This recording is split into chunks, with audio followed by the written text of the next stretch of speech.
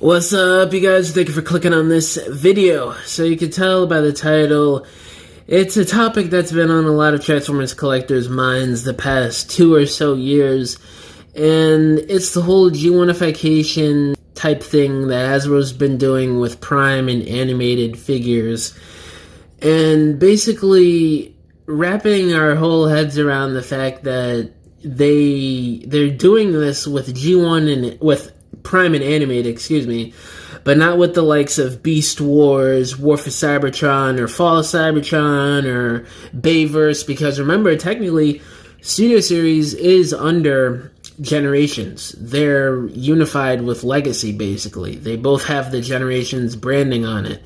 So, it's just weird how they decide to single out Prime and Anime. I mean, we obviously know why. It's because their styles are different than most of what the cartoon and comic book version of Generations I'll designate, because there's two different generations for people who don't know. It's Studio Series, which is live action stuff, and then you have quote-unquote regular Generations, which is basically stuff from the cartoons and the comic books. But now things have gotten muddied the past couple of years. You know, they've added SS86, they've added Gamer Edition, and all types of different stuff. So Generations is really just one amalgamation of all sorts of stuff, which makes it even more confusing as to why they still feel like they need to change up animated and Prime characters to be able to fit under the Generations branding. And I think one of the designers, I'm not going to go back, spend a whole hour going back through news posts on TFW, but the designers were talking about a couple years ago, like a year or two ago at SDCC, how they know a lot of people want accurate versions of Prime and animated characters. So they were thinking about one day doing those accurate versions under Studio Series. I'm like, dude, we already have, just do them. Why are we making it so hard to make new figures of probably two of the best shows of all time? Like think about that for a second. Just basing it off of facts and storytelling and the quality of shows, Prime and Animated are basically the two best Transformers shows we've ever gotten. The way they handle the characters, the way the story is written, it's for a mature audience. It's not really something that's just a kid's cartoon made to sell toys like how it was with Unicron Trilogy, G1, Beast Wars to an extent, and a few other cartoons I'm forgetting, Rescue Bots. So, again, that's another reason why it just feels weird that they just can't seem to represent Prime and Animated in a way that creates super highly detailed and accurate versions of these characters from the cartoons, not going through this G1ification that they're trying to do. I don't think it's terrible. I'm going to put a disclaimer out there that if you guys have been following me on this channel, you know that I don't hate the G1ified figures. I just have gripes with them, which is what this video is dedicated to, basically. Which is why I've bought figures like Animated Prowl, the Animated Auto Trooper, Animated Optimus. I plan on getting Animated Bumblebee at some point. I bought Skyquake one time. But I do think that the animated ones are stronger than the Prime Universe G1ified figures.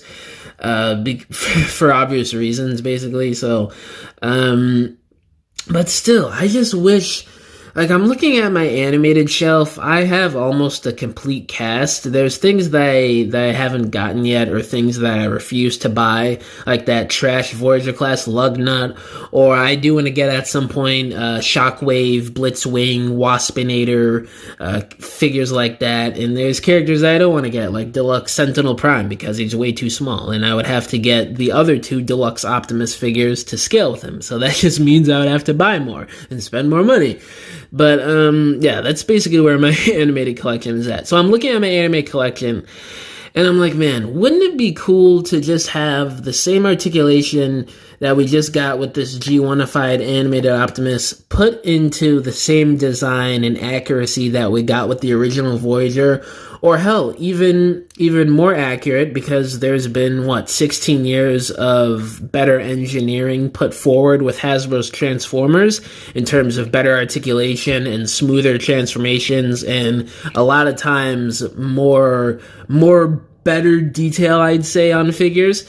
It would just be so cool to see that, and I don't know, man. Especially with how they've been handling IDW figures when they're few and far between, but still, they're super accurate. They don't try to oversimplify or G1ify them like with the redos with Tarn and Blur and probably some other IDW stuff I'm forgetting. It's just weird how they're trying to single out Animated and Prime and just not do faithful 100% designs and how they feel the need to G1ify it. Like I said, I hope the designer was right that they're going to be putting accurate Animated and Prime figures in Studio Series at some point. I'm assuming they might want to start doing that towards 2026 maybe, once they run through some more Bayverse and more Rise of the Beasts and TF1 characters, maybe 2026, 2027, I'd assume. That would be nice. I mean, I would love to get these characters done in the modern era, accurate and not G1ified. But yeah, that's pretty much it for this video, guys. There were points I was thinking of before I started recording the video that I wanted to say, but I feel like I'm forgetting something. So if you guys point anything out in the comments, some talking points, I may have forgotten those, and I apologize. But yeah, that's pretty much it for this video, guys. Let me know down in the comments below what y'all think about this whole situation in the past couple years. Do you love the G1ified figures of Animated and Prime characters, or do you absolutely despise it?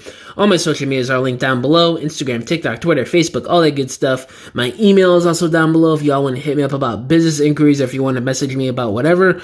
Or if you want to subscribe to my new Patreon link down below, it's going to have tons of exclusive content that you will not see here on YouTube or any of my social media accounts, such as exclusive stop motions, Transformers photography, exclusive sneak peeks at projects I'm working on, such as dioramas, my stop motion short films, YouTube videos, stuff like that. You guys get Discord access. You guys get access 1 week in advance before everybody else here on YouTube to my Transformers stop motion films.